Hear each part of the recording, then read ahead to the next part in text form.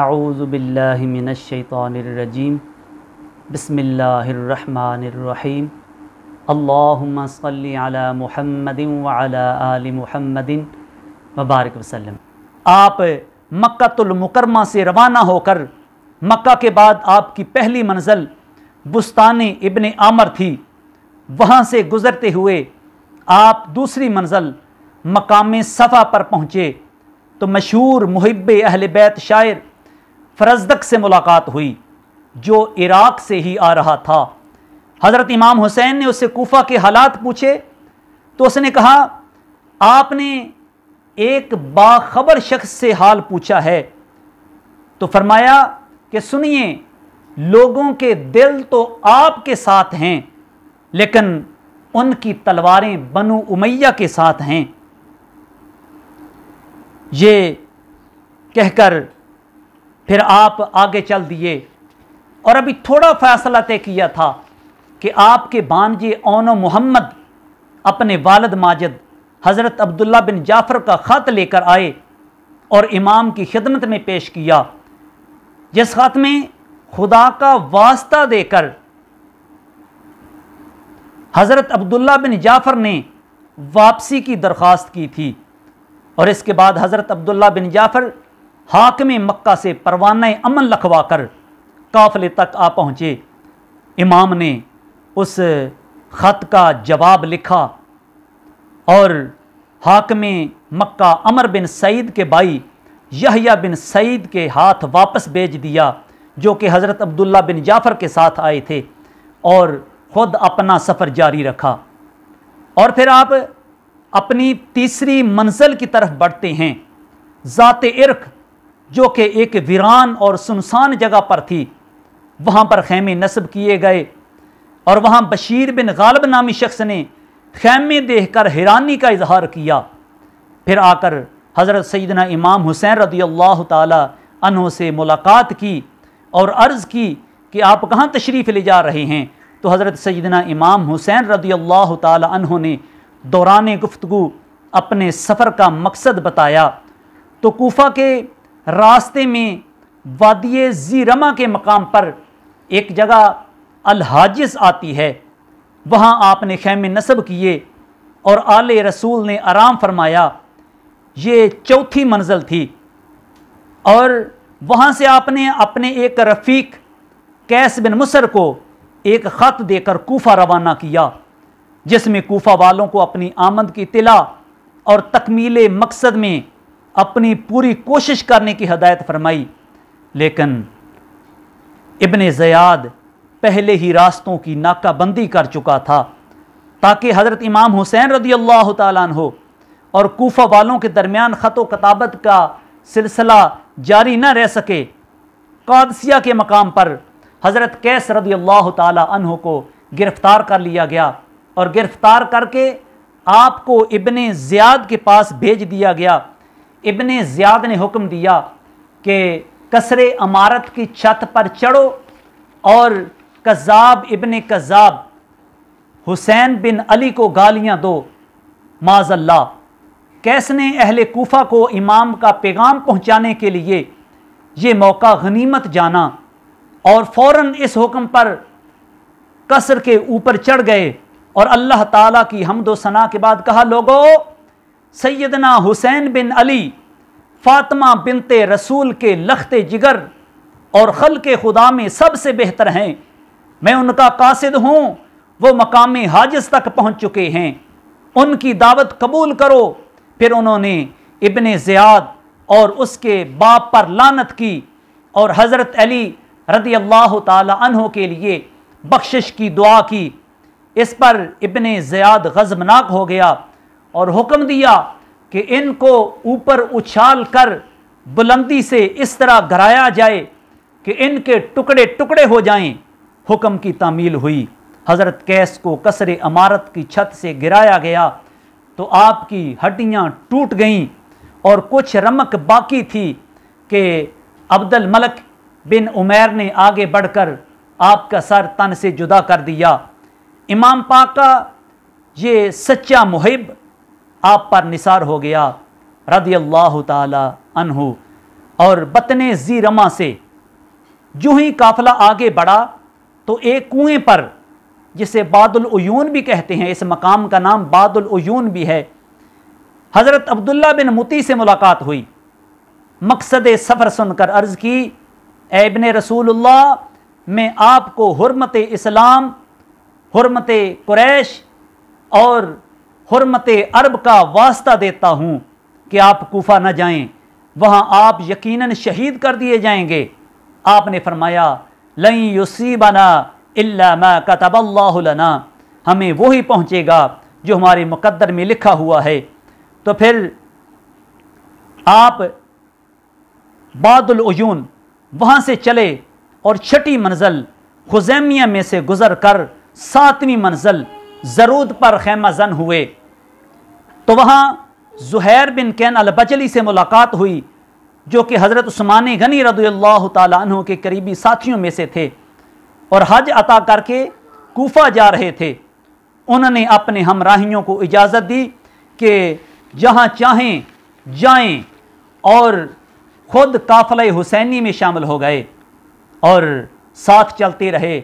आखिरकार करबला में पहुंचकर जाम शहादत नोश करके अबदी खुशियों से हमकनार हुए। तो वहाँ से ज़रूद से काफ़िला चलता है और अपनी 8वीं मंज़िल सालबिया पर क़याम पजीर होता है। यहाँ आपको हज़रत मुस्लिम बिन अकील और उनके बच्चों की शहादत की गमनाक खबर मिली। आपने कई बार पढ़ा, इन्ना लिल्लाहि व इन्ना इलैहि राजिऊन। बाज़ लोगों ने आपसे अर्ज़ की कि वापस लौट चलें, लेकिन हज़रत मुस्लिम बिन अकील के भाई जोश में आकर कहा, खुदा की कसम, हम सरजमीन कूफा को उस वक़्त तक नहीं छोड़ेंगे जब तक अपने भाई मुस्लिम के खून का बदला ना ले लें या उनकी तरह कत्ल हो जाएंगे। उनकी बात सुनकर इमाम ने फरमाया, ला खैर फिल आइश बाद हाउला, इन लोगों के बाद जिंदा रहने में कोई भलाई नहीं। वहाँ से कूच किया तो जुहाला के मकाम पर पहुँचे तो आपने खुतबा दिया जिसमें फरमाया, हमें मुस्लिम बिन अकील, हानी बिन उर्वा और अब्दुल्ला बिन बख्तर के कत्ल की खबरें मिल चुकी हैं। हमारे शियों ने हमें छोड़ दिया है, लिहाजा तुम में से जो शख्स वापस जाना चाहता है वो खुशी से जा सकता है, हमारी तरफ से उस पर कोई इल्ज़ाम नहीं। और फिर वहाँ से खुतबा देने के बाद आप जुहाला से चलकर बतन उकबा पहुँचे, यहाँ क़याम किया।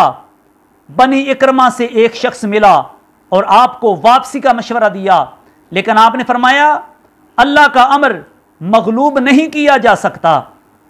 और फिर बतन उकबा के बाद शराफ पहुँचे।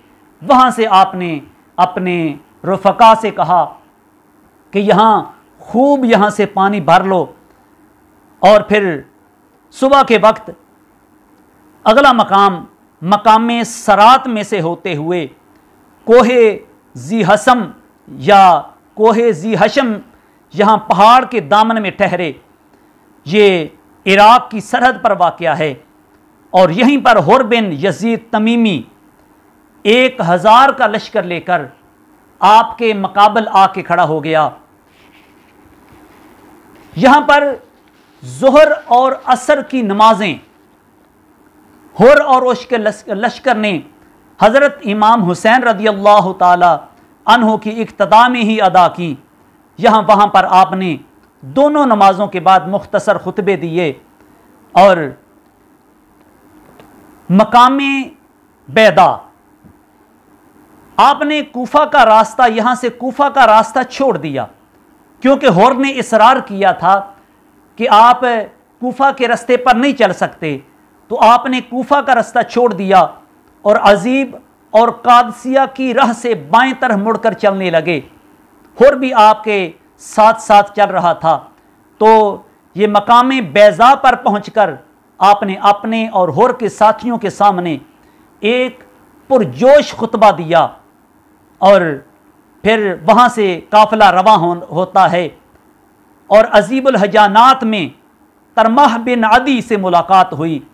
और उसने कूफा के हालात बेतफसील बयान किए और काफिला रवां दमा रहा, यहाँ तक कि कसरे बनी मकातल तक पहुँचे।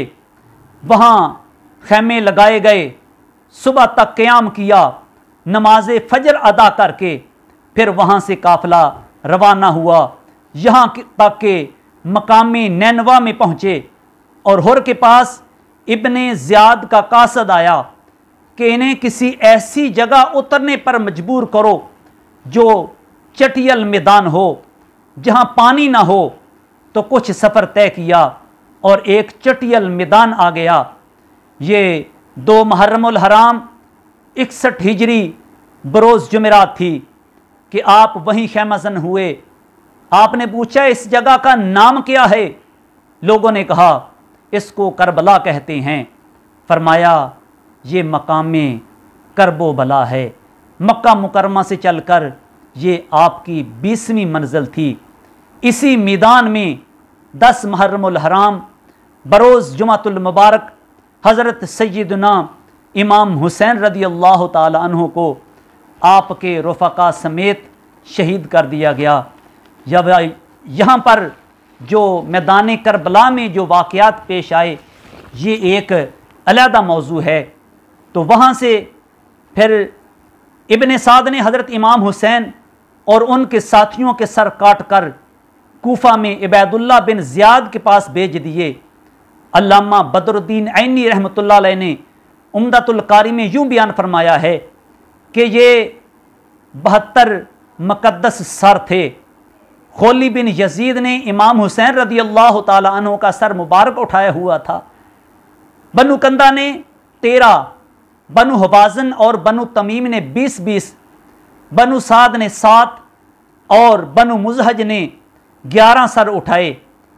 और जब इब्ने ज़ियाद के पास पहुँचे तो यहाँ बड़ा दर्दनाक वाक़या पेश आया कि हज़रत सैयदना इमाम हुसैन रदी अल्लाह ताला अन्हु का सर मुबारक एक तश्त में इब्ने ज़ियाद के सामने रखा हुआ था। तो वो छड़ी से आपके मुबारक होंठों पर ज़रबे लगाने लगा। हज़रत ज़ैद बिन अरकम जो कि रसूलुल्लाह सल्लल्लाहु अलैहि वसल्लम के सहाबी थे, उनसे याराए ज़ब्त न रहा, पुकार उठे कि इन लबों से छड़ी हटा लो, अल्लाह की कसम जिसके सिवा कोई माबूद नहीं।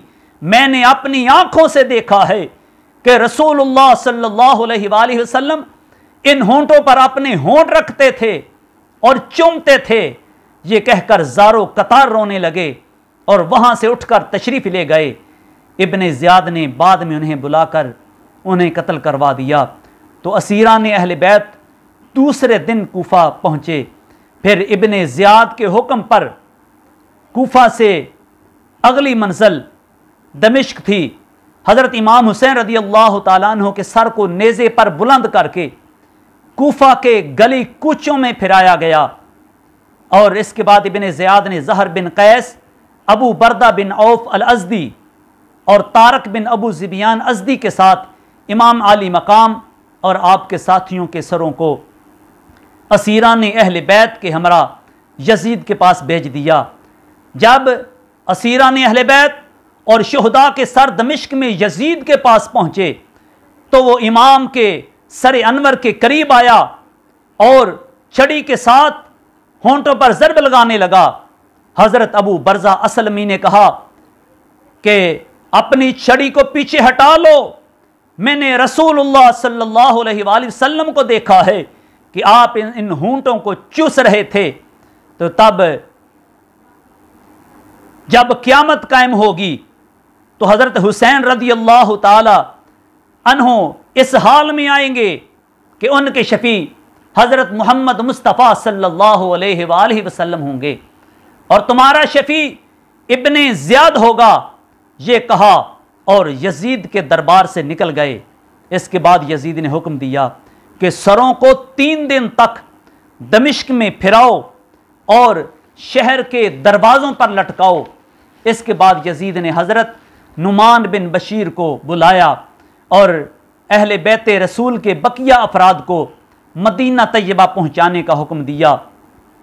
अहले बैत की दरख्वास्त पर हज़रत नुमान बिन बशीर इस काफले को लेकर 20 सफर 61 हिजरी को दोबारा मैदान करबला में पहुंचे।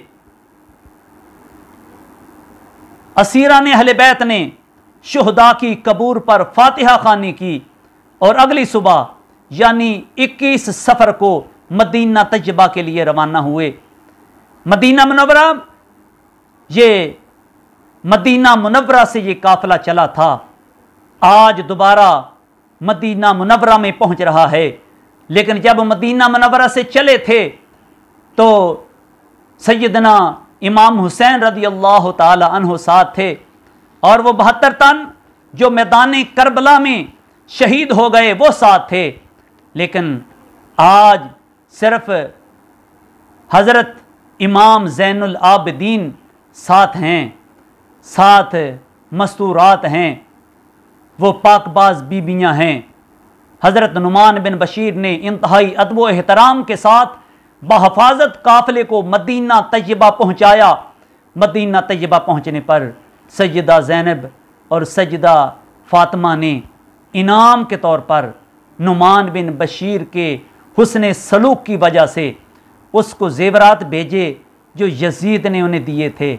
लेकिन नुमान बिन बशीर ने लेने से इनकार कर दिया और बसद एहतराम वापस लौटा दिए। सलाम हो उन हस्तियों पर जो सब्र व रज़ा का पैकर थीं।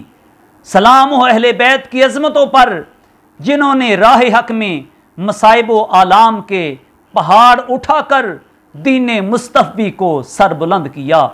शाह अस्त हुसैन, पादशाह अस्त हुसैन, दीन अस्त हुसैन, दीन पना अस्त हुसैन, सरदाद नादाद दस्त दर दस्त यजीद, हक्का के बिनाए ला इलाह हस्त हुसैन।